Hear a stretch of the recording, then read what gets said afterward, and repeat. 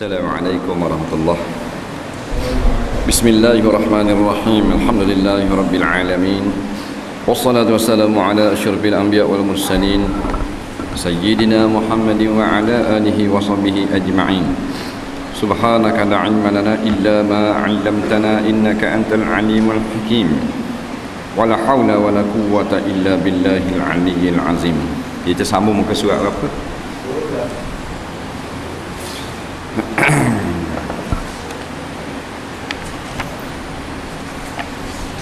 Kat mana ya?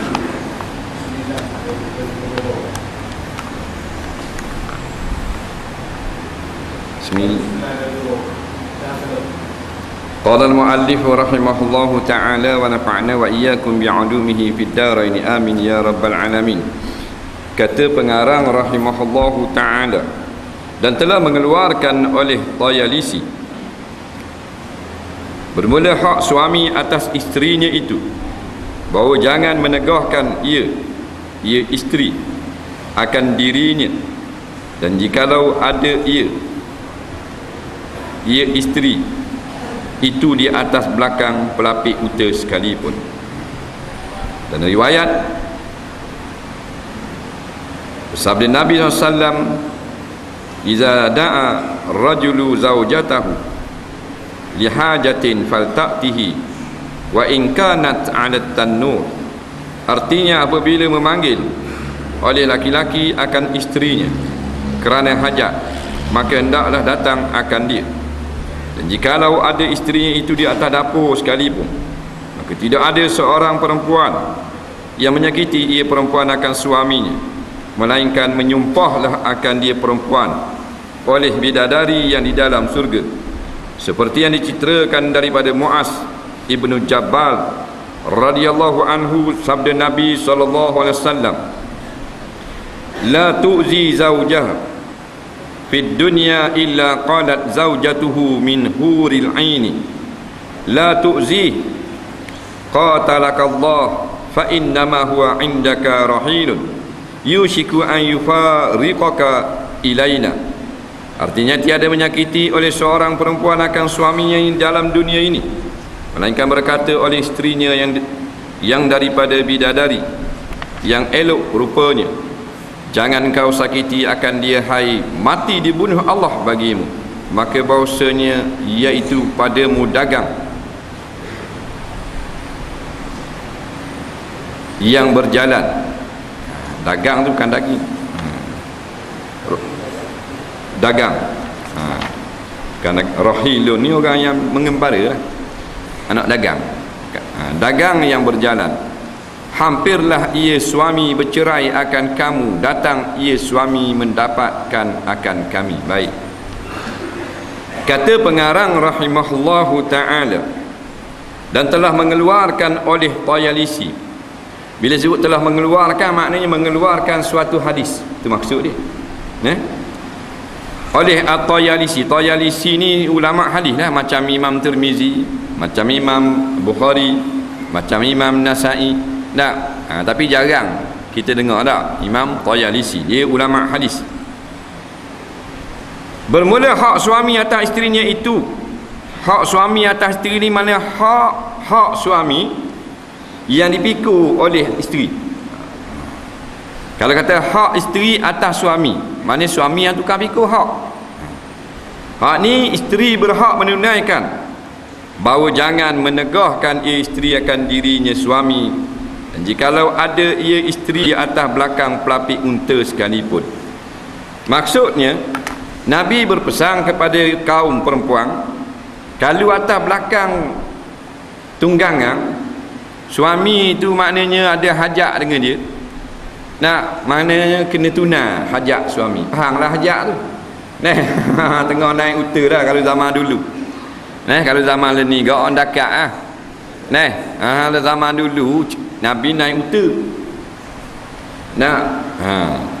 Jadi kalau tengah naik unta dengan isteri dua orang, degung nak balik kampung.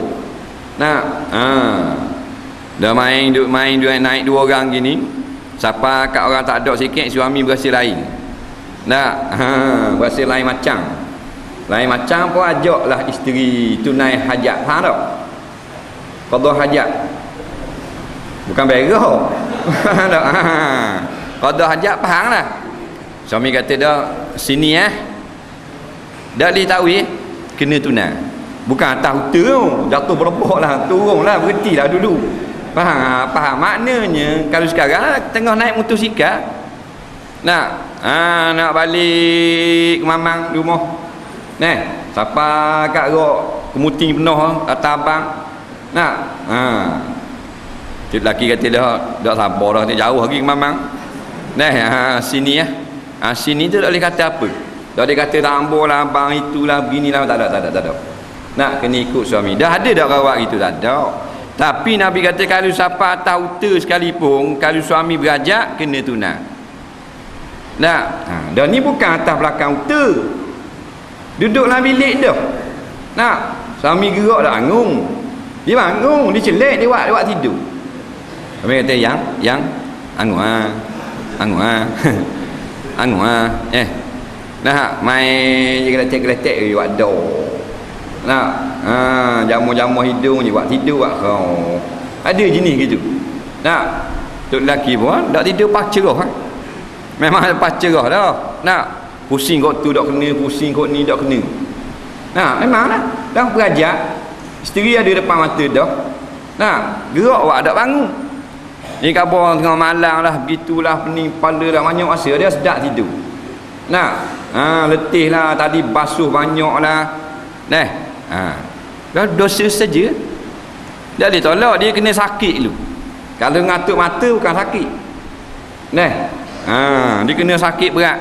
Sakit sikit-sikit bukan uzur syar'i. Kena sakit berat. Haid nifas tu baru uzur syar'i. Pasal suami sakit hati, sakit hati tau. Kalau gerak tak bangun. Sakit hati. Sakit tak boleh tidur. Jangan kata dah. Tak boleh tidur sekarang. Tak boleh tidur sekarang. Semua sama je.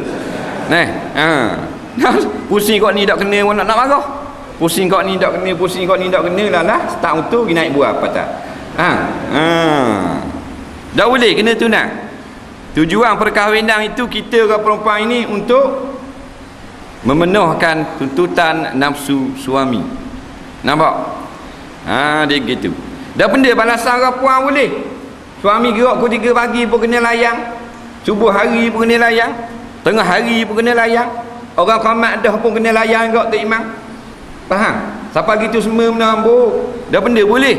Bolehnya masa nikah tu suami kena bayar harga mu boleh tetap dia belanja.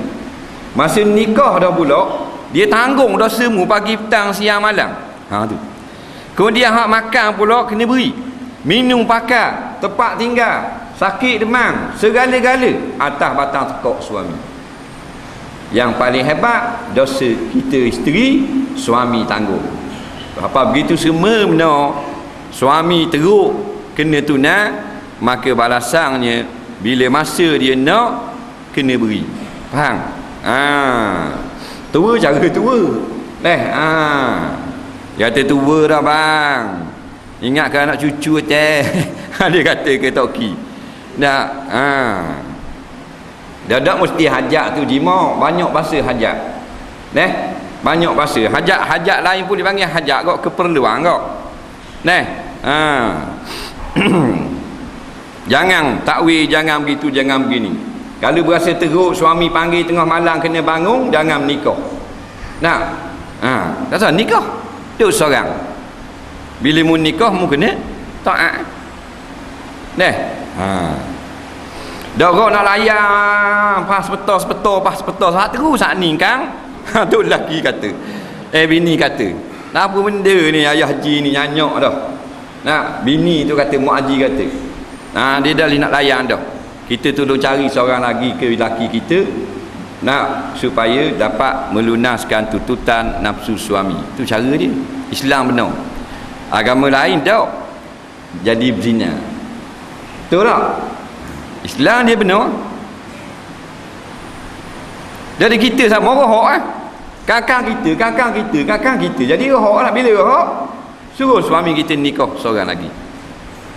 Dia gitu lah. Sebab tu bila isteri dia tak tahu, dia tak apa benda ni layang suami dengan secukupnya, suami dia kira berangang nak nikah layan tu. Betul tak dia? Betul tak? Apa takut itu semua? Nah, jadi kalau kita tak mahu nikah lain, kita kena layang. Pukul 3 pagi, pukul 4 petang tak kira. Dia suruh buat benda, suruh buat air buat, suruh nanok. Nah, ni jangan banyak kopling. Nah, tu lagi kata derah kek benda pula. Tak ni tengah hari ni. Tak ingat. Tahu dah tu tengah hari ni petang. Dia kuliah asar. Nah, kena tu nah. Begitu benar. Dah larat kita suruh dia nikah seorang lagi. Baru tu. Nah,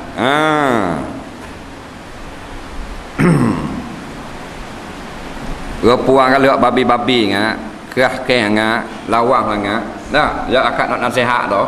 Katanya lawang balik borang nikah. Tangan je. Borang bawa 2 pin tengok belum liwati. Tidak ayah, buat lelok. Dah. Cari borang jabat agama 2 pin, tangan meja. Nah, bupeng 2-3 batang atas tu, buat sibuk kek, cari sekat penalang, ada apa-apa lah. Aku tambah madu. Tambah madu buat jepuk. Faham?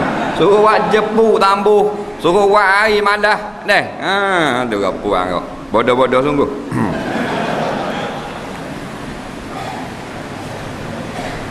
Mana kena tunang? Tapi suami daklah siapa tamu tu zikar, maknanya siapa gitu, tapi kalau siapa tangga tu lah royoh dia panggil. Dan pada satu riwayat bersabda Nabi SAW, "Idza da'a ar-rajulu zawjatahu li hajatin falta'tihi wa in kanat 'ala at-tannur." Artinya apabila memanggil oleh laki-laki akan isterinya kerana hajat, maka hendaklah datang akan dia, akan suami, dan jikalau ada isterinya di atas dapur sekalipun. Ni satu juga hadis yang semakna dengan hadis tadi. Nabi kata bila suami tu panggil, masuklah bilik dah, masuk ruang tamu ke, buat pergi dapur ke, pandai dah tepat di mana suami berada. Suami panggil maka wajiblah kena pergi segera. Kena pergi segera. Nabi buat misal, walau kanat ala tanur, sekalipun duduk atas dapur. Duduk atas dapur ni duduk dapur lah, bukan punggung buah atas dapur. Nyanyi ke bini, angus letung lah. Mana duduk dapur, walau duduk dapur pun tengah goreng, tengah basuh, tak pandai dah, tengah sipang, tengah masak, tinggal. Falta'tihi ni maknanya hendaklah perempuan itu datang kepada suami. Asal dia ya sebelum ta'tihi, tapi masuk pe ni atas perintah lang, jadi dibuang huruf ya, menunjukkan kemestian isteri itu datang segera kepada suami. Batu dia je falta'ti. Nampak?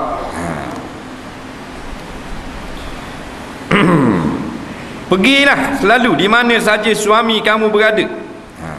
Falta'ti, mana hendaklah perempuan itu datang dengan segera. Padahal Nabi tak kata tak pedah, tapi Nabi tambah juga, walau kanat ala tanur. Hendaklah isteri itu bila suami panggil pergi selalu. Tak pedah, tapi takut kita tak ertinya, tak fahamnya, takut pergi selalu kat pergi sikit boleh ke? Takut ada kerja tak apa. Ya, walau kanat ala tanur, sekalipun sedang sibuk dapur, kena pergi selalu kepada suami. Jadi tak ada alasan lah bila suami panggil, ni tengah basuh pinggang ni tak dengar, kata gitu. Nasi atas dapur ni benda panggil hak ma, ada tak? Manggil hak ma macam budak cek, ada tak? Dia kata dia kata tok lelaki dia. Masih baru nikah sayang, lambat tok lelaki panggil kuih gebal tu. Bayang dah tua sikit ha. Tok lelaki panggil dah tok ki. Curi panggil tok, kata ki panggil. Tok kata ke cucu, tok ki mu gitu lah, macam budak cek. Tok kata. Cucu pergi kabur ke tok ki? Tok ki tok kabur tok ki macam budak cek. Boleh askering se. Faham tak? Boleh je kata gitu. Pergi selalu kalau tengah basuh pinggang, lapar pinggang. Kalau tengah basuh baju, tendang mesin basuh. Kalau tengah goreng, likuk kuali. Faham? Suami kita lebih besar daripada sultan, daripada raja, daripada merti besar. Faham? Orang lain panggil boleh buat gurau, tu lagi panggil tak boleh. Biar siapa kelas kalau kita kata panggil nama dia, tak? Katakan nama Ani, kita kata Ani. Dia tak tanya dah. Kalau perempuan salihah, kalau perempuan salihah ni, dia tak tanya. Ani bau berlari lalu tegung. Apa benda? Atau ni saya mari ni. Kalau tanya tak salihah. Ani benda tak? Dia tanya balik. Mari kau dulu buat benda apa? Dah hari pada main selok gitu. Dah mu panggil keluar tu dapur ni tahu mau. Ingatlah kalau sebut nama kita berlari selalu. Suami kita tu dah nak cari di mana. Hak ni kata 8,000 ini kau. Mas kahwin baru betul. Nak kalau boleh katak meja. Dia dengar kita katak latar katak meja beruduk kapok. Dapur kelatung tepuh bising-bising. Tu 8,000 harga mas kahwin. Berlari menyokor mari kita. Saya mari ni. Ada tak gitu je? Ada tak? Tak ada. Jayang lah ke? Tak. Ni kau macam tengok TV ya. Laki lah bilik tu. Mek, hari ya mek. Ni tengok ni. Jatuh berita ni. Usul lembek pula ni. Bini tu kata. Nampak kawan ni awak selok duduk atas lembek. Dia nak tengok lembek apa. Kita ada lembek dah sikit ni. Usul kati tu. Macam-macam orang tua, anak abi amor macam-macam lah. Dia mari ngigah. Dia mari kejut tengah malam. Mari bangun congok. Tak lama tu. Dia luar biasa. Luar daripada biasa tak lama tu. Alamak dia nak apa gerah tu. Dia gitu. Tengok dan lihat je lah. Jangan beri alasan. Nak tengok TV, nak lagu tu anak menangis, jangan. Seorang sahabiah perempuan, bila suami dia panggil kerana nak hajat, nak jimak dia, anak dia baru meninggal dunia kerana demam panas, dia tak khabar terus pergi ke suami, layang suami. Selesai hajat suami baru khabar anak hak busu meninggal dunia demam panas. Pasal kalau khabar anak mati, takut suami terkejut. Ni yang Nabi kata ni, boleh pilih pintu syurga hak mana nak masuk. Nampak? Boleh pilih. Pintu syurga dia boleh pilih terus. Ayyababan sya'at, mana-mana pintu syurga yang dia pilih, dia boleh masuk kat tu. Perempuan ni VIP. Dia tangga tu kan. Payahlah ni nak cari. Tengah garik dia tu, sama naik jatang ngetina. Tak. Tang kena, tapi live jujur awet. Tapi live tengah garik rabang hayya ala salam. Tapi live jalan Kamarudin. Tang tapatai. Tunggu api hijau. Biru ada tunggu hijau. Hak punggu pui, hak bakal lengang gini, hak bakal rata tekak, hak baju cek. Hak kakang terik, baju cek. Dah kereta duduk belakang terik, takut kau tengok. Bodoh. Dah mu baju mu sandek gitu, terik hak berjadah benda, dah kau tengok, biar pergi je. Ni kalau ada belakang sibuk nak pegang gitu. Kakak tolok. Akak terus dia gitu. Berat menenang, dah. Kau lama kau low value dia panggil.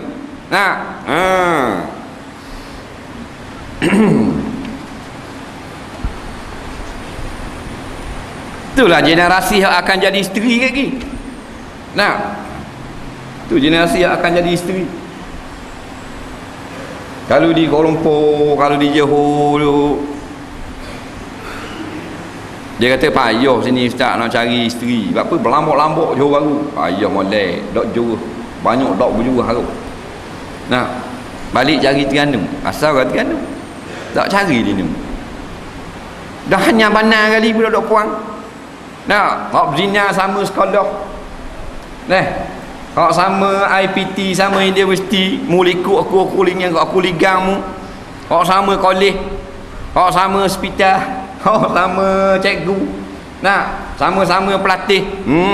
Pakat jadi Yahudi Nasara belaka. Nah, bekas orang ni kah hak rikong 3 tuang belaka. Nah, jadi payah. Hak kita tu, hak zaman kita tu, ni hak ada tu babi dah hak. Nah, hak perekat anak 7-8 orang dah tu, umur masuk 40 dah tu, keras rok tu. Dah ni hak perekat muda ni, hak 5-16 orang duk akut lagi patah ni. Jadi 5 tahun lagi jadi bini orang. Nah, hak berat danang tu. Nah,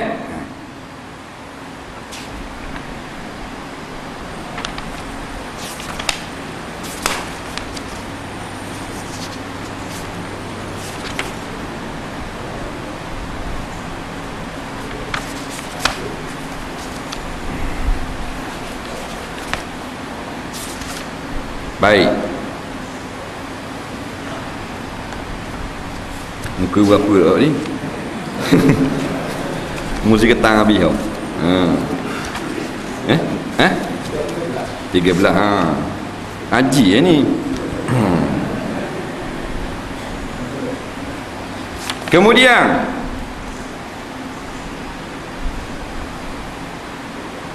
maka hendaklah datang akan dia isterinya itu di atas dapur, walaupun isterinya itu di atas dapur sekalipun, maka tidak ada seorang perempuan yang menyakiti ia perempuan akan suaminya, melainkan menyumpahlah akan dia isteri oleh bidadari yang di dalam syurga. Apabila seorang isteri tidak taat kepada suami di dalam dunia ni, maka isteri suami tersebut yang di dalam syurga menyumpah dia. Sebab Nabi SAW sebut dalam hadis yang lain, tiap-tiap orang yang beriman laki-laki, dia ada isteri dia di dalam syurga, anak bidadari. Isteri kita ni isteri dunia. Isteri dunia ni kalau dalam syurga kat kiri jadi pemasuri.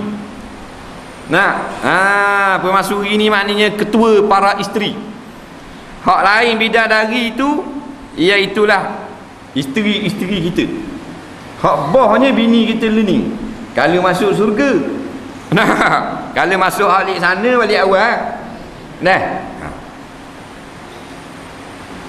ada yang orang beriman bila dia wafat, bila dia masuk syurga, Allah beri dia bidadari, dia tak ada lagi. Ada orang yang bila di dalam masih dalam dunia ni dia ada dah dengan amalan-amalan yang tertentu. Nah, di antaranya amalan bangun malam, bertahajud, berzikir kepada Allah dalam keadaan takut kepada Allah. Allah beri seorang bidadari. Malam esok bangun pula boleh 2 bidadari. Hak tu lah. Bila isteri kita lawan kita dalam dunia, isteri dalam surga tu kata, natang dia kata gitu. Kalau bahasa Terengganu lah. Nak tak berat, sebab dalam ni berat lagi. Qatala mana membunuh akan kamu oleh Allah. Mana mampu mu duk buat nyanyi ke laki aku tu, jahat kamu. Nyupah tu kan. Nah, isteri kita dalam surga ni supah, bukan seorang berderu. Nah, sebagaimana yang diceritakan daripada Muaz bin Jabal radhiyallahu anhu, sabda Nabi sallam, la tuzi zawjaha fid dunya illa qalat zawjatuhu min huril ain. La tuzi qatalakallah, qatalaki, baca qatalakillahu fa inna ma huwa indaki rahilun yushiku an yufariqaka ilaina. Artinya tiada menyakiti oleh seorang perempuan akan suaminya dalam dunia ini, melainkan berkata oleh isterinya yang daripada bidadari yang elok rupanya itu, jangan engkau sakiti akan dia suami, hei mati dibunuh Allah bagimu. Bidadari makna isteri kita dalam surga. Bila isteri kita dunia ni lawang, isteri kita hak comel, hak dunia tak comel. Nah, hak surga comel. Nabi sebut dalam suatu hadis, Kalau maknanya dijenguk sekali kepada dunia ini, bidadari di dalam surga, maka akan rosaklah bumi ini. Nah, traffic light berlanggar berduk rapok habis pasal terlampau comel. Sekali dia ala muka dia ikut langit, orang tengok ke dia merah, orang pakat jalan juga legung-legang. Kapal naik atas darat tengok tak ke dia. Nah, mutu ke laut ngokok atas padang bola tu. Nah, pasal apa? Pasal khayal terlampau comel, dak jadi kerja belaka. Nah, komputer habis, jengkreng habis. Tu baru comel. Nah, qatalakillah, membunuh oleh Allah akan kamu, katanya isteri kita dalam surga. Yang mu buat nyanyi ngak ke laki aku, yang mu deraka ke dia, yang mu kata lebih kurang, yang mu dah taat perintah dia, bang tanah mu gigi, Allah Ta'ala seksa mu gigi, disumpah. Nah, kita tak tahu cerita alam ghaib ni. Nah, wahyu Nabi cerita, kita ikut lalu. Nah, ulama dah boleh nak istihad ni masalah ada isteri pula belebel dia di syurga. Nah, kena ada wahyu. Ni hadis mari cerita kita royak. Maka sungguhnya iaitu padamu dagang berjalan, hampirlah ia suami bercerai akan kamu, datang ia mendapatkan kami. Katanya anak bidadari lagi, mu ingat laki mu duduk lama kamu? Habis lama 60 tahun 70 tahun matinya. Mari kepada kami, kerana dia orang beriman, duduk dengan bidadari. Nah, kan roh orang beriman duduk di dalam syurga selepas daripada menjawab segala soalan mungkar nakir di dalam alam barzah. Nah, disimpan di dalam temolok burung yang warna hijau di dalam surga, berterbangan di dalam surga. Nah, jasad ada kubur lah depan tu lah bagong. Nah, roh dalam surga tu. Nah, orang beriman ada isteri dah. Nah, yang paling sedikit sekali dia akan dapat 70 orang bidadari. Bidadari ni tak ada lelaki, puang. Nah, puang. Umur sebaya, muka comel serema. Kita tengok muka yang pertama, Allah pagluli batin. Tengok yang kedua menyembang terus. Tengok yang ketiga teletang. Nak pasang terus. Macam kena dadah 13 kilo. Terlampau comel. Tu lah. Dah 70 orang pada tengok muka dia slow. Nah, sebab tu dalam hadis yang lain, ahli syurga akan diberi kekuatan kuasa kederat 70 ekor kuda. 70 horsepower. Bukan cc. 70 cc kapcai. Darat cetak tu postman. Anjing boleh potong dia. Darat tu 70 kuda. Sama kederat dengan Proton Wira. Gagah tak? Kalau kederat lenih 70 orang bidadari boleh? Minum air menerak. Nak, bini kita seorang pun tak cakap nak layang. Nak, tu cerita je. Ni janganlah kau puang sombong sangat, tak baik. Suami kita kan tu, kalau dia tak reda kita mati masuk neraka. Kalau kita mati dia reda kita masuk surga. Dosa banyak pun kalau dia reda dia masuk surga kita. Nah, amal ibadat kita ni kalau kita deraka pada suami tak terima. Tak terima.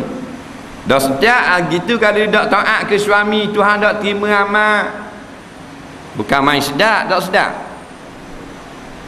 Sedap kau ni dah sedap orang lelaki pun kalau tak tunai nafkah, tak beri makan minum kepada anak isteri, Tuhan tak terima semayang. Ada hadis belaka. Kan? Islam ni adil, tak zalim. Nah, yang zalim ni manusia, hukum manusia baru zalim. Nah,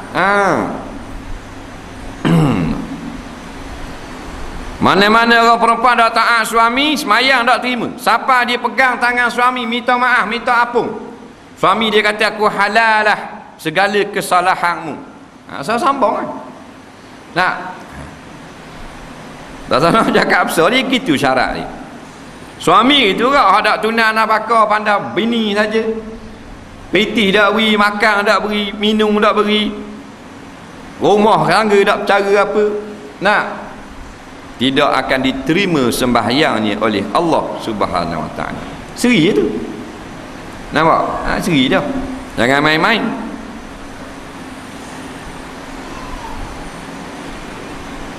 Dan telah mengeluarkan oleh Tabarani, bermula perempuan itu tiada menunaikan ia akan hukukillah. Hukukillah ni segala hak Allah, hingga mendatangkan ia akan hak suami sekalian. Dan jikalau menghendaki ia suami akan dia akan isteri, dan padahal di atas belakang pelapik uta, janganlah menegah ia suami akan diri perempuan. Sekali lagi hadis yang lebih kurang juga. Maknanya di antara menunaikan perintah Allah, iaitulah taat kepada suami. Di antara maksud taat kepada suami, hendaklah menunaikan hajat suami. Lepas tu orang perempuan kita khabar sama dah. Bila suami telah bayar mas kahwin, atau tak bayar lagi tapi tetap dah ria belanja selepas nikah, haram orang perempuan itu dia nak lari daripada suami bila suami nak dia. Nak suami mari kat dia, lari tubik luar. Nak dia duduk luar, suami tubik luar, dia lari masuk dalam bilik. Hukumnya berdosa besar. Tak boleh lari. Kalau lari dia gurau tak apa, main-main dulu. Nah, tu lain lagi gurau. Nah, tok lelaki mari duduk sebelah dia tu gigi dapur. Tu gurau. Nak suruh tok lelaki kejar. Nah, tu tak apa. Tok lelaki masuk dapur luar, dia masuk dalam bilik air. Tok lelaki ikut tiap bilik air tu bilik ruang tamu. Nah, main kejar gitu dah pak mamang. Tak. Tu kau bandar dia lah, tu gurau. Nah, tu nak suruh semangat. Tapi hak jenis marah ni. Suami pegang tangan marah. Nah, tangan dia lebih, suami dia pegang. Hish, buat itu. Ada tak? Dia kata hish. Nak? Suami dia buat nyanda, dia buat manja gitu. Dia lepas, beletung kepala. Tak. Ada juga. Something sungguh orang puang ni. Nah, apa jadi kita semua. Tak boleh. Nah, tujuan kahwin ialah untuk setuh menyetuh, jamah menjamah, petak memetak, petek memetek. Tu tujuan dia. Kalau tak beri suami jamah, buat robot cermin je. Duduk tinggal lah tu tulis dilarang setuh. Barang museum. Ni. Nah, walaupun kita dalam uzur, suami boleh tunaikan hajat. Boleh tunai hajat dalam uzur? Boleh tak? Uzur haid lah. Boleh selain daripada jimak. Komas pandang. Boleh. Jimak tak boleh. Nampak? Fa'tazilun nisa fil mahid. Allah kata dalam Quran, hendaklah kau jauhi, mana jangan engkau jimak isteri kamu ketika haid. Nah, kalau tak jimak, nak tunai hajat boleh tak? Lagu mana? Dia cerita sikit. Bank duduk depan.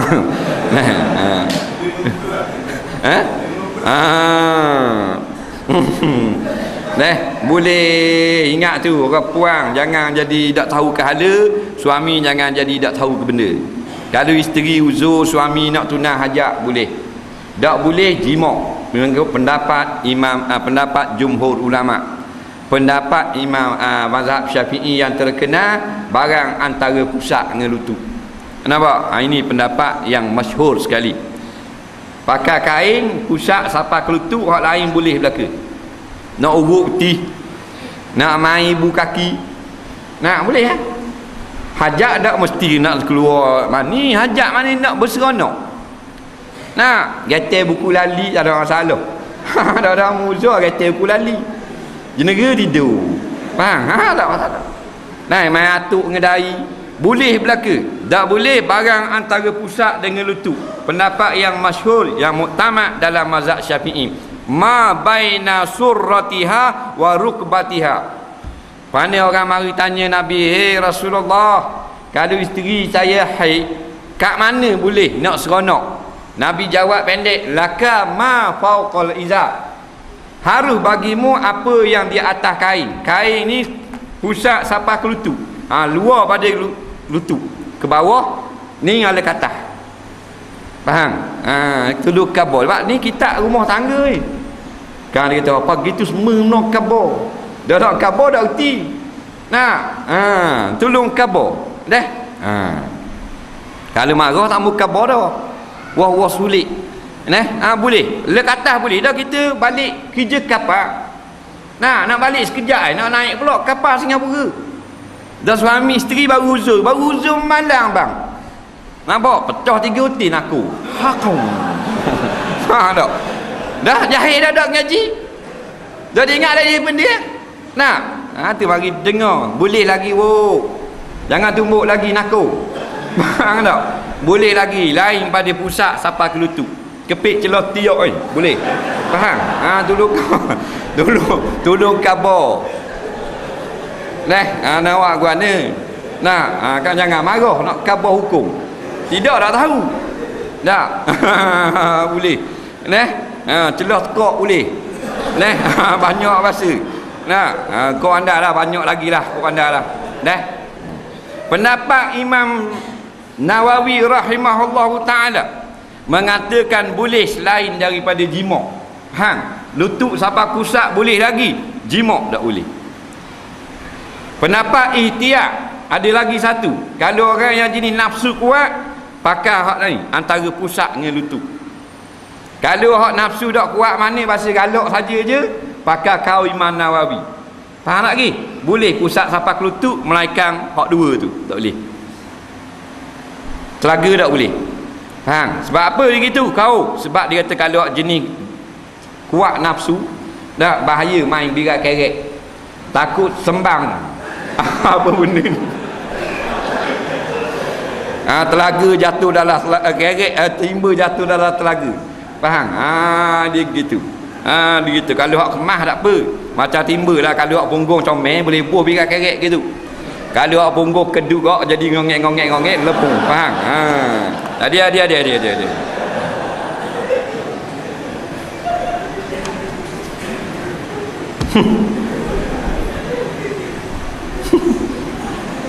Macam Haji kabur tadi, tangan isteri boleh. 2-3 hari lepas dia telefon, dia kata nak guna tangan dia, tak boleh. Dia soal dalam telefon nak guna tangan tak boleh. Soalan ni ada sama, nama dek pukul 2 pagi. Dok pukul 3 pagi. Banyaknya nanya. Macam itu orang naik udang itu. Pak Taki, pukul 3 suku ada lagi mesej. Beratus-ratus ni dah boleh makan tak ni? Boleh kalau orang kafir harbi. Kalau syak tak boleh makan. Kalau hak kafir harbi boleh makan. Kena tanda banyak-banyak mana kena ganti.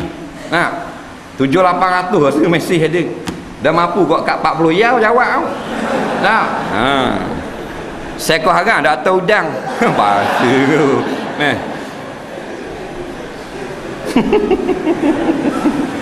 Pandang soalan bab udang, kita pan nitik aja mesej. Faham tak? Dah ni kapan nak kelok ni nak tong. Gitu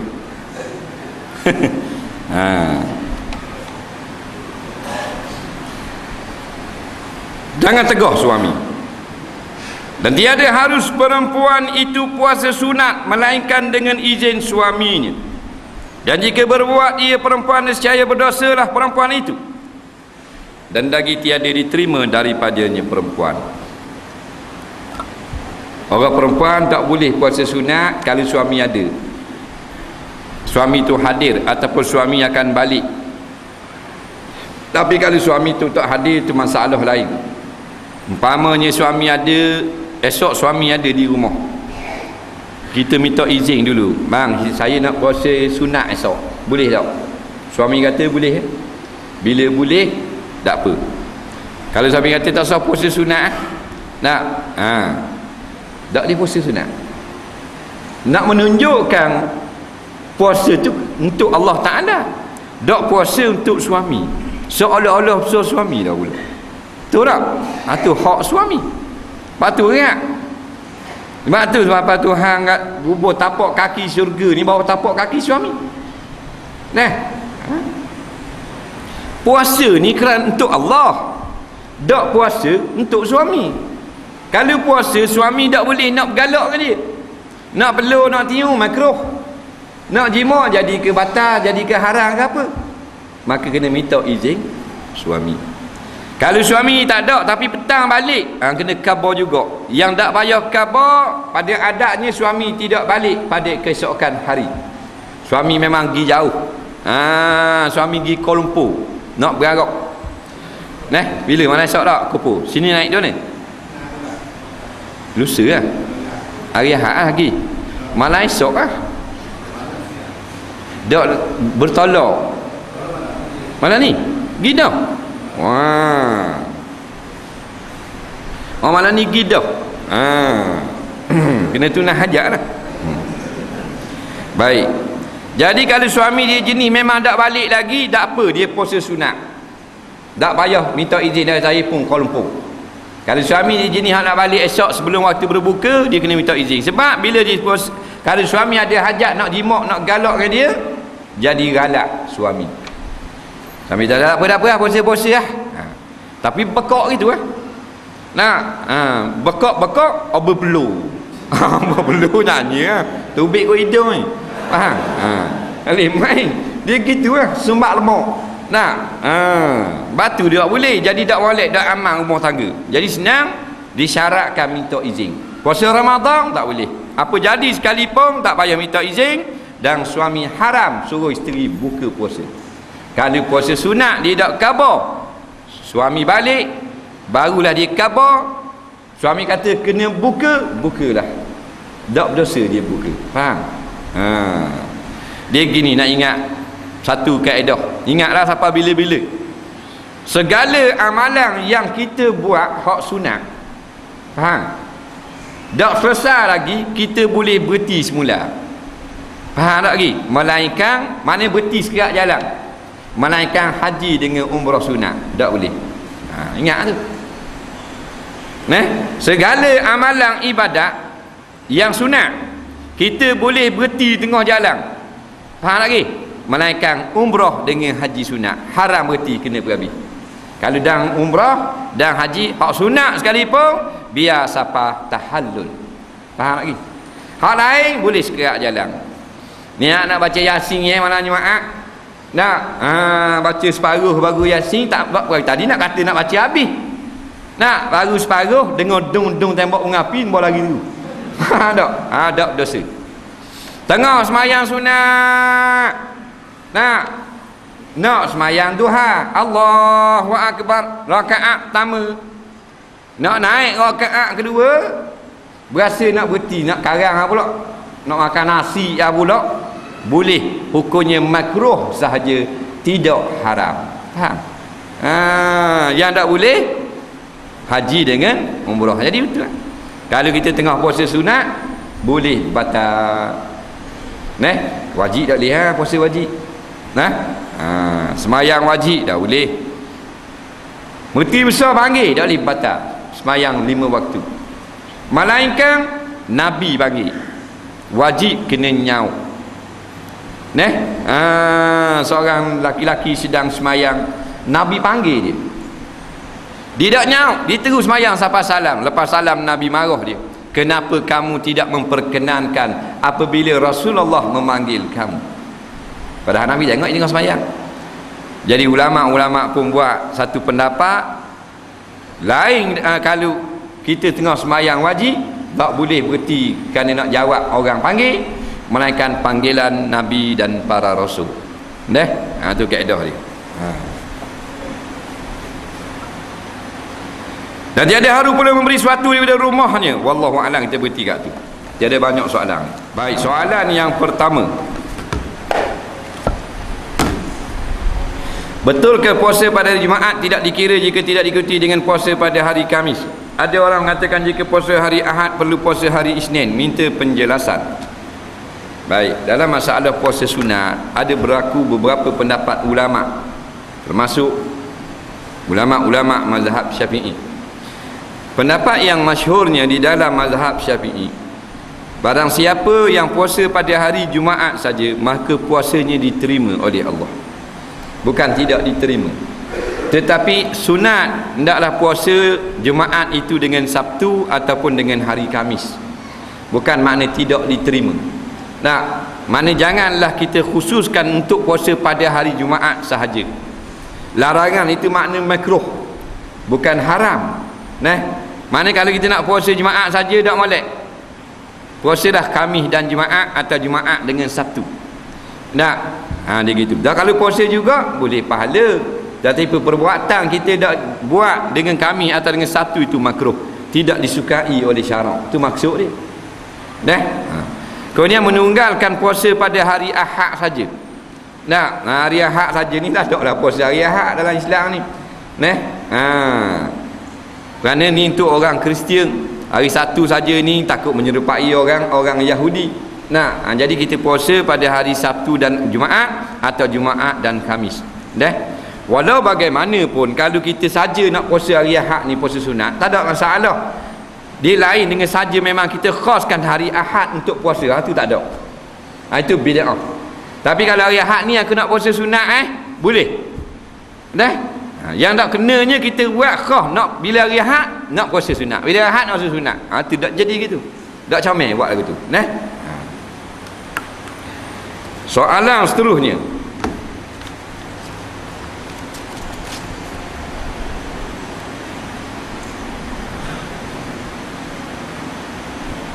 Dalam salah satu program TV yang menyiarkan satu slot, salah seorang ustaz yang ditemu ramah oleh pengacara TV wanita yang tak bertudung, apakah hukumnya? Baik. Masalahnya seorang ustaz, dia telah diinterview lah, ditemu ramah oleh juru hebah yang tidak bertudung. Jadi apa hukumnya? Hukumnya haram. Siapa haram? Ustaz tu. Bukan ustaz tu haram, juru hebah tu lah. Nampak? Juru hebah tu lah, dia melakukan dosa besar kerana membuka aurat ini tak boleh. Disebut dalam hadis-hadis dengan laknat dan dengan azab api neraka, menunjukkan perbuatan itu sangat tercela pada syarak. Kita pula duduk dalam majlis itu, jika kita disengajakan maka adalah salah pada sisi syarak. Tapi kalau kita nak mengambil kesempatan untuk berdakwah, maka diberi keringanan oleh syarak. Anda kena tengok keadaan. Bukan tak boleh kita pergi kat rapang kepala terbuka, bukan tak boleh sampai bila-bila. Boleh dalam keadaan kita nak berdakwah, nak menyampaikan dakwah kita, tak ada masalah. Taklah ketat sangat sampai mana dia. Kita kena pastikan semua orang pakai tudung dulu, baru kita kena keluar dalam rancangan tu. Ada mesti gitu. Tapi kalau kita dalam rancangan hiburan, itu lain. Itu memang haram majlis itu. Kerana kita nak menghiburkan sahaja. Kita pakai piyah penghibur lain, telanjang dedah aurat. Tak jadi lagu tu. Tapi atas dasar dakwah nak menyampaikan, Nabi sendiri pun menyampaikan dakwah dalam keadaan orang-orang jahiliah tidak menutup aurat.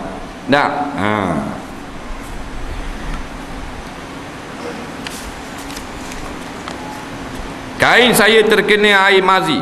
Setelah mazi itu kering, saya pakai semula kain tersebut dan kemudian duduk di kerusi. Adakah kerusi itu juga bernajis? Dia tanya. Air mazi dia tubik, lepas keluar air mazi kena di kain. Bila kering dia pakai mula kain tu.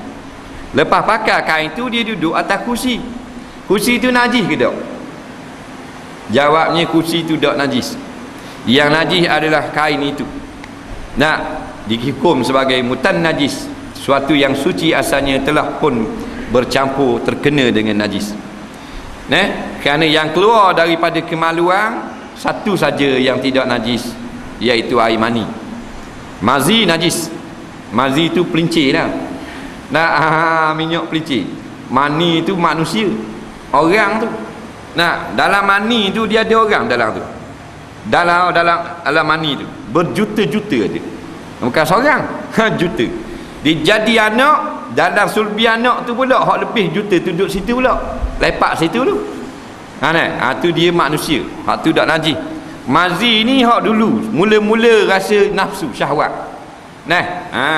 Dia macam sintetik Petronas. Dia licin gitu. Hak tu najis. Tapi kalau kena di kain, kering dah.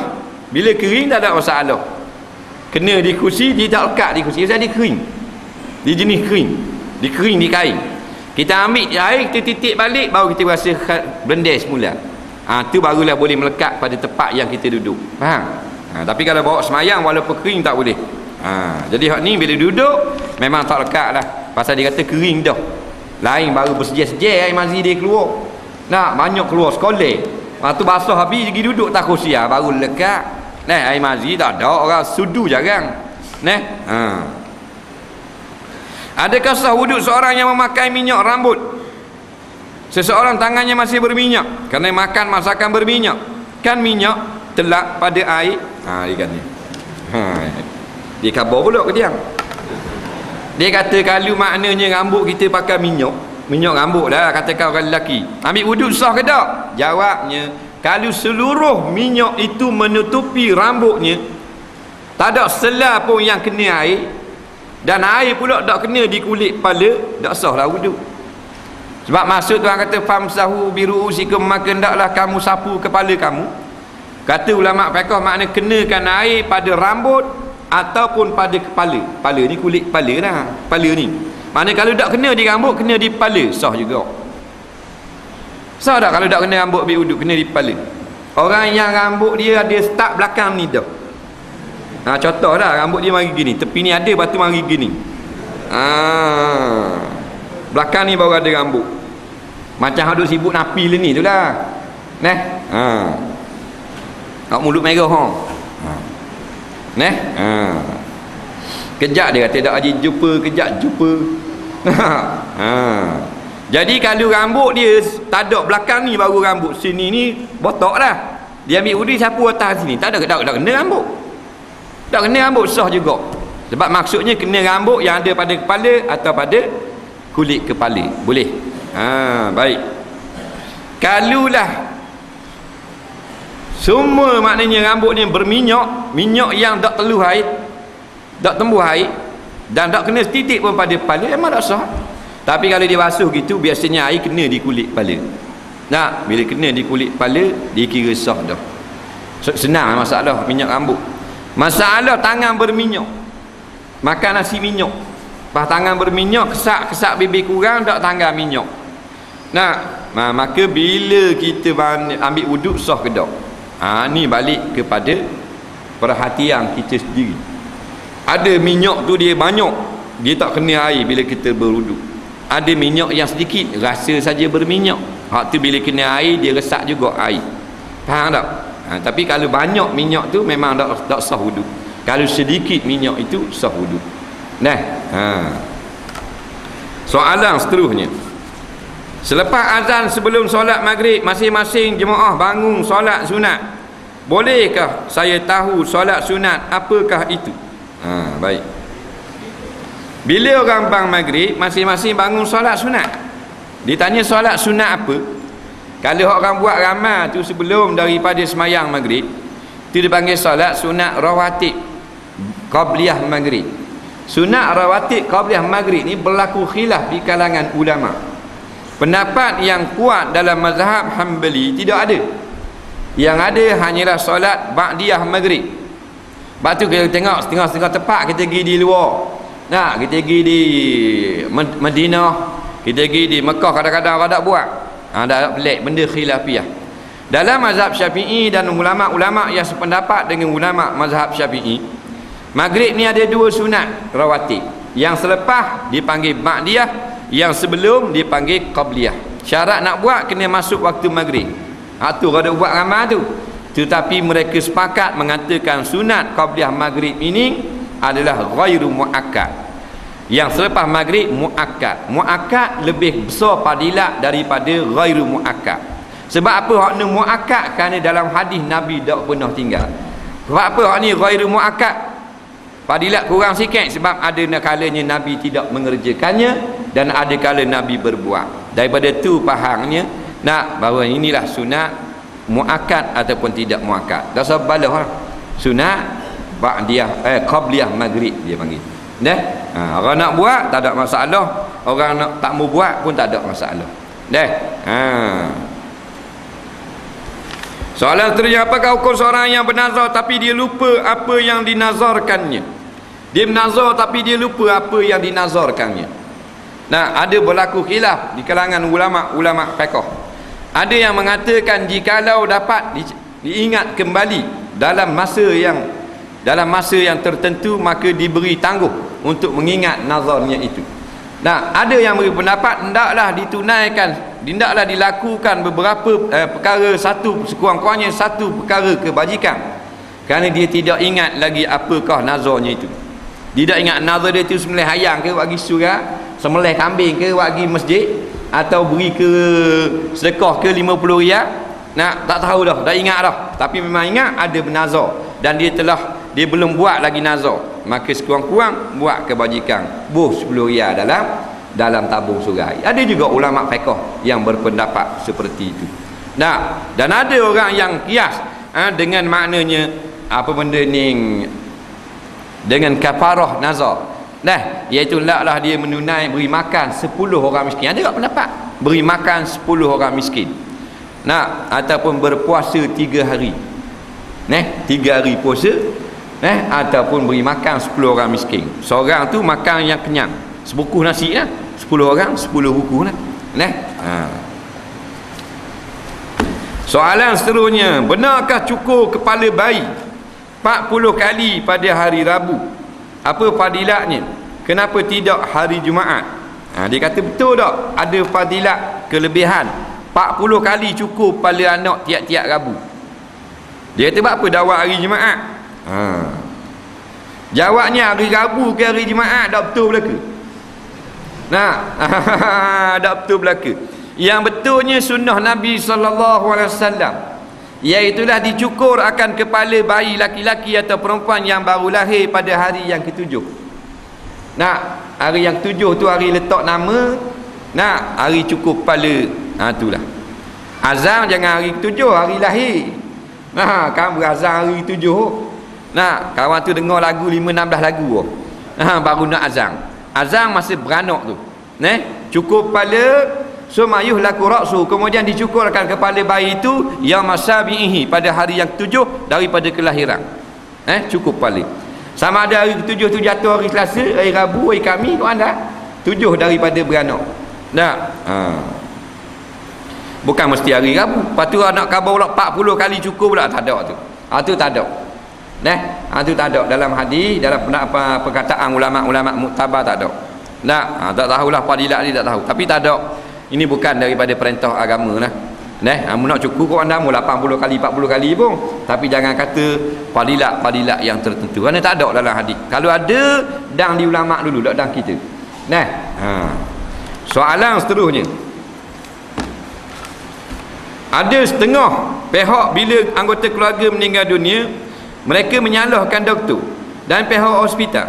Mereka menyaman doktor tersebut, sedangkan ajal maut itu adalah ketentuan Allah. Dan halalkah duit yang menang dalam perbicaraan itu digunakan? Ni masalah. Salah seorang anggota keluarga mati, samang doktor. Ni musim samang lah ni, zaman samang. Orang kaya-kaya biasa. Orang kita orang kapung dia tahu samang, bang samang ada. Jenis kapung ni dah anda nak samang-samang kalau lukis gini tak. Bang samang ada, kakak terapi, kakak JPJ. Ni musim ni banyak sangat ni. Duk tahan sangat. Kereta-kereta motosikal.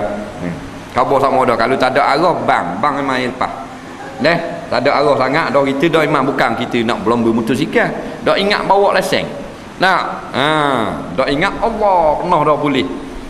Berhenti kat dia bang lalu. Saya cakap banyak berhenti tu dia kata lesen Allah. Awak gitu. Memang lepas. Faham? Awak apa ni? Dah tak ada arah. Bukan kita sengaja tak mau lesen. Tak ada arah. Tak percaya terang. Baik. Masalahnya boleh tak saman pihak hospital? Itu dulu ukur ni. Jawabnya kena tengok. Kalulah maknanya ada bukti pihak hospital sengaja nak menyebabkan kematian dan seumpamanya, digunakan samang. Tujuan samang jangan niat nak ambil piti, tetapi nak memberi pengajaran supaya orang lain tidak menjadi mangsa seperti kita. Dibenarkan pada syarak. Tapi kalau buat macam biasa, buat pembedahan macam biasa, dak berjaya mati juga. Tu dak menasabah pergi samang. Sebab doktor dia tak boleh menyembuh. Lepas tu dalam mana kitab fiqh kata barang siapa yang buka klinik kemudian orang mari berobat dengan dia cah obat tu 100 riyal 150 dak baik, dak wajib pulang balik piti. Faham? Ulama fiqh kata sebab kalau baik garanti baik, bukan 15 riyal 100 riyal, dah 15,000. Faham tak? 40,000 putih. Dia bukan menyembuh Allah Ta'ala. Tapi kalau memang nampak ada bukti, ada dalil, ada korena, dia tengok wak lebih kurang kaya kita dalam keadaan maknanya darah tubik pun duk jahit lagi, duduk sembang luar, tu baru benda sabar. Supaya orang lain tak jadi mangsa. Bukan kita tak terima kematian. Tapi kita mesti berusaha. Kita terima ajal di tangan Tuhan, tapi kita kena ada usaha. Tak boleh biar orang bunuh gitu. Kalau orang bunuh anak kita dah mana? Dah ajar dia kan? Tahu dah ajar dia, kita kena kejar ke pembunuh, kena berlawang, kena lawang, kena apa. Dia gitu. Jadi kalau tengok ada kesengajaan, dibenarkan samang. Dan bila dibenar harus pada syarat kita samang, kerana mereka sengaja melakukan kecuaian, maka jadi harus dibelanjakan wang tersebut. Yang tak boleh kita niat nak wang. Soalan seterusnya, rokok adalah rukun salat. Saya sering waswas bila rokok, bimbang tidak lurus belakang. Kerana saya nak yakin bahawa rokok itu sempurna. Apakah kelebihan atau nikmat mencatat nota semasa kuliah agama? Hikmah. Kebanyakan orang tidak mengamalkannya. Boleh jelaskan? Yang pertama, apakah istidrak? Baik. Dia tanya istidrak. Istidrak ni bahasa Arab, bahasa Melayu lorong. Lorong ni jadi mudah. Mana kalau tengah bolok ni sepit tak tepat ni, depan lori balok sini kereta giling, nak pergi ke mana motosikal ni, dah ada orang buka lorong waktu. Piung, serik belakang motosikal tu. Kereta jengker yang habis. Tu panggil lorong. Istidrak tu.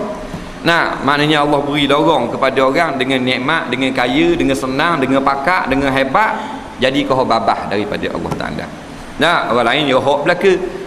Dia tubuh sehat, orang lain sakit. Lorong tu. Dengan sehat pergi disko lalu. Dengan kaya joget. Dengan banyak piti karaoke, tak pergi surau. Tu panggil lorong. Jika lagu tu lah dengan dapat nikmat jadi jauh daripada buat kebajikan, menunjukkan bukanlah nikmat itu tanda sayang, tapi sebenarnya istidrak daripada Allah. Kita kena kaji sendiri. Sehat-sehat tu jangan main. Kalau orang yang Tuhan kasih, Tuhan beri sehat kerana Tuhan kasih kepada dia. Tapi kalau orang yang Tuhan benci tu, kerana istidrak. Sebab dengan dia jadi sihat, bertambah dosa lagi. Tu tengok joget-joget tu, ada orang sakit, orang sihat tu. Tu duduk menyanyi baru ni citra warna 30-40 ekor duduk tap-tap, tak ting. Anak dara. Mana ada orang sakit? Kalau sakit dah lagi dah duduk kompor sakit gigi. Dalam nyanyi dalam bulan ni. Sakit, sehat. Sehat tu lorong untuk jadi membuat maksiat dan derhaka kepada Allah. Itu istidrak. Dengan sebab kaya jadi lawang Tuhan, dengan sebab besar pakat lawang Islam. Istidrak tu. Rokok adalah rukun solat. Dia kata dia was-was sama, kalau rokok betul ke tak belakang ni? Jawabnya, sunat bila kita rokok belakang kita macam ke siku gini.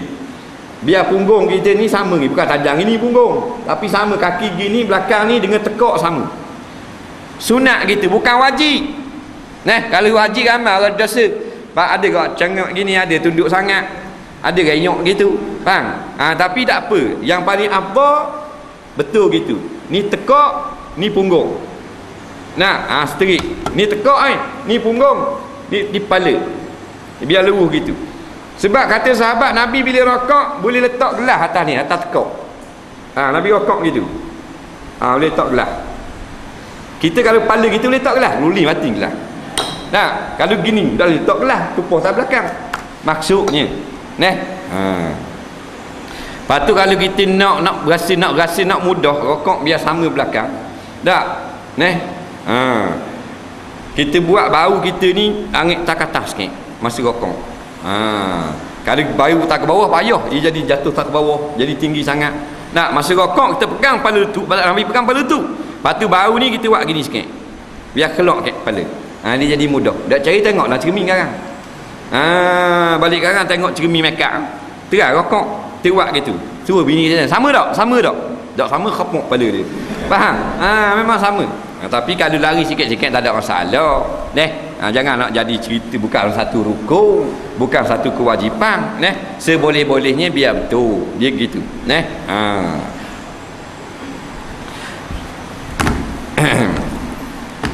Apakah kelebihan hikmat mencatat nota? Dia gini.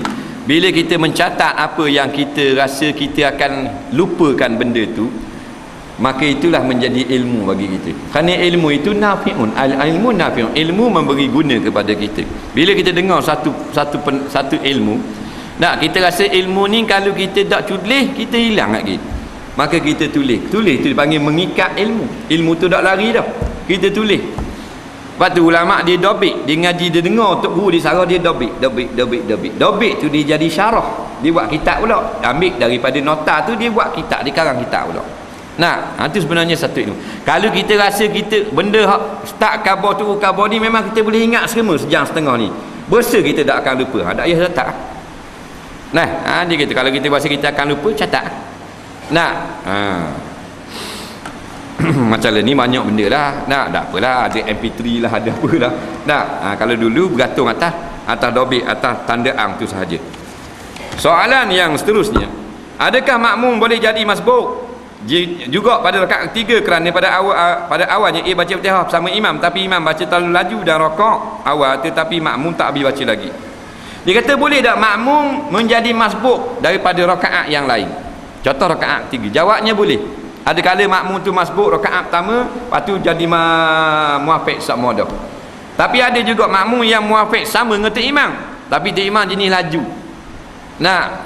Jenis laju sangat. Jadi laju tang naik rakaat kedua, makmum naik, tok imam nak rakaat lam yalid wa lam yulad. Ngujung dah. Kita baru naik. Pasal apa? Pasal imam laju sangat. Maka lagu tu lah kita jadi masbuk. Tadi muafiq, hukum masbuk. Naik baca bismillah je dang, tok imam rakaat selalu. Faham tak? Dia gitu. Tak usah kata makmum, imam boleh jadi masbuk. Boleh imam masbuk. Imam masbuk ni maknanya imam mari keliang, boleh. Ada berlaku kat sini. Boleh. Faham tak imam masbuk? Ji, tahu tak? Tak tahu sudah, malah nak kabur. Adakah makruh dak baca tasbih masa rakaat sujud? Ya, makruh. Meninggalkan sunat yang tidak pernah ditinggalkan oleh Rasulullah, hukumnya makruh. Nabi suruh kita baca sama, dan Nabi memang lazim sama baca walaupun benda ni sunat. Subhana rabbiyal azim, subhana rabbiyal azim, Nabi baca dalam rakaat. Maka inilah di antara sunat yang kita kalau tinggal dengan sengaja makruh. Boleh atau tidak merobohkan masjid wakaf, kemudian bina masjid baru dan kayu cengai itu dijual dan digunakan untuk bina masjid itu? Baik, kalau kita nak meroboh masjid, boleh dengan ada syarat. Yang pertama, kerana kayu dia buruk dah, jadi berbahaya kepada orang, takut patah, takut utuh, boleh buat hak baru. Kayu-kayu lama kalau boleh guna untuk projek baru, wajib kena guna. Kalau tak boleh guna kerana tak masuk dengan pesen baru ni, hendaklah dijual dan harganya untuk keperluan masjid tu juga. Faham? Bukan tak boleh, boleh. Tapi kalau roboh kerana nak buat projek, kerana nak bahan PT projek baru, tu berat nanang tu. Malek-malek ada lah ni, hancur lebur habis masjid. Bakat roboh belaka pasal nak bahan projek. Tu haram tu. Dia kata pasal nak besar-besar, kerana orang tak ramai. Kuliah 3 orang ni. Hak tukar dengar ustaz ngajar tok imam, tok bila JKK. Orang lain tak ada. Sah atau tidak jamak dan qasar ikut orang salat tamam? Kalau kita nak salat jamak boleh. Tok imam semayang 4 rakaat, kita semayang 4 rakaat juga zuhur. Kita nak jamak dengan jenazah. Tapi bila imam salam, kita terus bangun, tak payah wirid. Kita jangan semayang asar pula.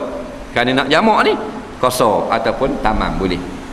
Tapi kalau kita nak semayang qasar, tok imam semayang tamam, kita tak boleh. Kita kena semayang tamam. Yang boleh tok imam semayang qasar, kita semayang tamam boleh. Tok imam 2, kita 4 boleh. Jangan tok imam 4, kita 2.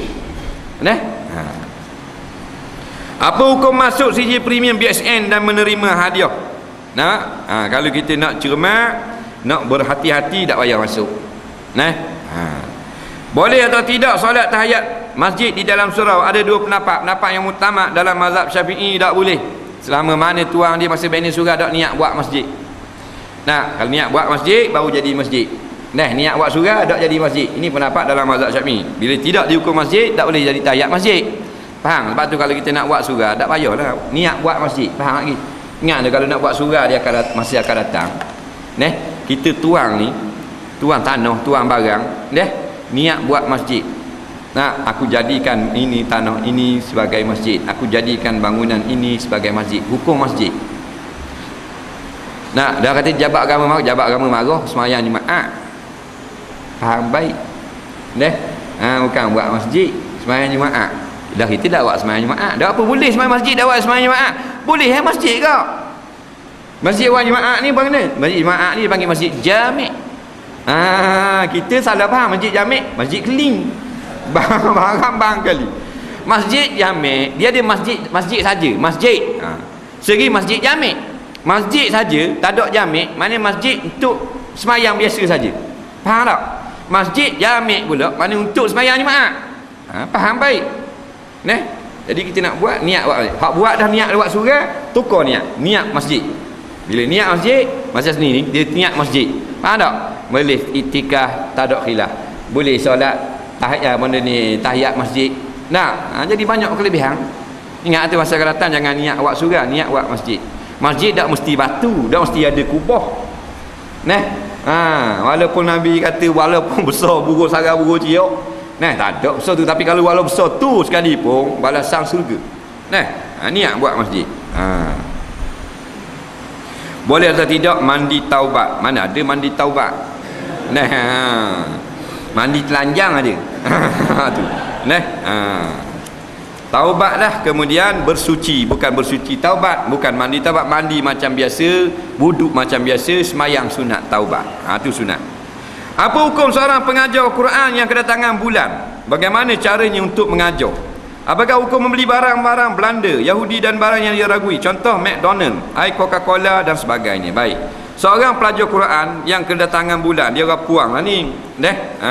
Rapuang. Bila dia rapuang, dia ni ngajar Quran. Bila ngajar Quran, marilah haid. Bila haid, wala yaqra'u syai'an minal Quran, wala yaqra'u junub, wala yaqra'ul Quran syai'un, wala yaqra'u syai'an minal Quran junubun wala haidun. Dan tiadalah membaca suatu ayat pun daripada Quran oleh perempuan yang haid dan tidak juga oleh orang yang junub. Maka jumhur ulama mengatakan perempuan yang dalam haid tidak lagi mandi, tidak boleh membaca Quran. Jadi ini pendapat yang utama dan pendapat jumhur ulama. Yang kata boleh baca itu pendapat mazhab Maliki. Jadi kalau kita nak ngajar Quran umpamanya, kita tegur sajalah pada masa kita uzur tu. Tu cara, salah satu cara. Bila dia baca kita tegur, qasad zikir. Kita ni guru puang, anak murid kita salah baca, kita pun tegur. Nampak? Dia nak kata kali, kita tegur kalla. Jangan kita baca suti ayat Quran pula. Tu cara yang pertama nak meraihkan pendapat jumhur ulama. Dan ada ulama fiqh yang mengatakan dalam keadaan seperti itu hendaklah bertaklid pada pendapat mazhab Maliki yang mengatakan harus perempuan yang haid mengajar Quran. Ini lagi mudah. Jadi atas kehendak kita lah, atas selera kita dah. Tak ada masalah datang-datang bulan. Yang masalah datang dacing. Tu bahaya tu. Apakah hukum beli barang Belanda? Jawabnya barang-barang Belanda. Bila difatwakan oleh ulama-ulama suruh kita pula, kerana Belanda ni baru-baru ni buat dalam surat khabar terbit hina Nabi Muhammad SAW. Tanda kita kasih. Kalau barang tu kita tahu barang Belanda, tak payah beli. Tak ada pun barang Belanda yang kita terpaksa kena beli. Yang kita terpaksa banyaknya barang Jepun. Kerana Jepun banyak duduk dalam rumah kita. Barang Belanda tak banyak mana. Biskut lebih kurang gitu, dengan susu 2-3 basa tak. Banyak produk lain lagi lah. Coca-Cola ni bukan kerana dia hina dia, bukan kerana dia kita pula dia kan, kerana dia memang satu syarikat Yahudi yang berbiayai senjata Israel untuk membunuh orang Palestin. Sebab tu haram. Dua sebab haram. Yang pertama, kerana syarikat Coca-Cola dia adalah memberi sokongan dari segi keuangan kepada tentera Israel untuk menakluk Masjidil Aqsa. Yang kedua, kerana Coca-Cola ni orang putih pun tak minum, kerana dia berbahaya kepada kesihatan. Dia mereka sekarang buat obat untuk cuci makuk jambang kerana dia tajam sangat. Kita beli obat makuk jambang biasa tu, dah hapik tak jadi apa waktu. Habis 3 botol pun tangan Coca-Cola. Licin mayo. Putih bersih. Dia memang tajam. Kalau perut kita balik awal. 30 tahun jengkring pecah perut lagi. Makan nasi tu bit luar nasi lagi. Coca-Cola punya pukulan. Batu Coca-Cola haram. Kalau kita jual kedai kapung restoran, kita terima orang Cina mari atas. Haram, berdosa besar. Kita turut sokong tentera Israel bunuh orang Palestin. Soalan yang terakhir malam ni. Pengantin perempuan sekarang berinai mengikut cara Hindu, yakni melorek inai di tangan, tapak tangan dan kaki. Apakah hukumnya Ustaz? Sekiranya wantaran perkahwinan hutang, adakah si suami wajib bayar? Dan kalaulah mereka bercerai, bagaimana pula? Tolonglah terang. Isteri membeli peralatan rumah di luar pengetahuan suami. Contoh, bila beli tikar getah ini, isteri jawab minggu lepas bang. Apa hukumnya Ustaz? Baik. Yang pertama, orang puang nikah ni pengantin perempuan lama ina ni tangan ni macam pesen orang Hindu. Kalau berinai jari dibenarkan syarak pada hari perkahwinan. Boleh berinai. Kerana ada pada zaman sahabat pengantin perempuan memakai inai. Orang Arab dia pakai inai. Inai orang Arab ni dia macam kita kat kuku ni tau. Dia kat jari kat ni panjang-panjang itu. Panjang-panjang itu inai dia. Tapi hak tu dalam kitab-kitab fiqh boleh. Hak learning ni hak awal Arab Hindu tu. Hak tu pengantin Hindu wajib kena tepek gitu. Malang tu dia pakai buat, kita pakai tepek tau. Mudah tak? Hindu dia pakai pecik. Dia ada pakar dia pula. Jadi macam ke ular sawa tangan. Takut tengok. Hukumnya man tasyabbaha biqaumin fa innahu minhum. Kita memang takut jadi masuk gini. Barang siapa yang tiru adat satu kaum, maka dia jadi kaum tu, jadi macam Hindu juga. Jadi nak ihtiyat syadul zara'i, kita haramkan tiru lagu ni. Jangan buat. Buat hak boleh dah. Wina padang dah. Tak usah nak lebih-lebih sangat lah. Nak lebih benda, nak tiru benda hak boleh. Lawa dah itulah, belanjalah hebat ni. Tak macam mana pun. Tak macam mana. Tengok nikah dengan tangan berinai. Atau 15 bekah. Belanja 7,000 serba duduk. Gaun ni ada budak tadika pula pegang ekor kat belakang. Macam ikan duyung. Cinderella. Ada hak buat mari kaki sebelah, pakai kasut. Sebelah lagi ada ngetuk ni bakal suami masuk. Cinderella terus.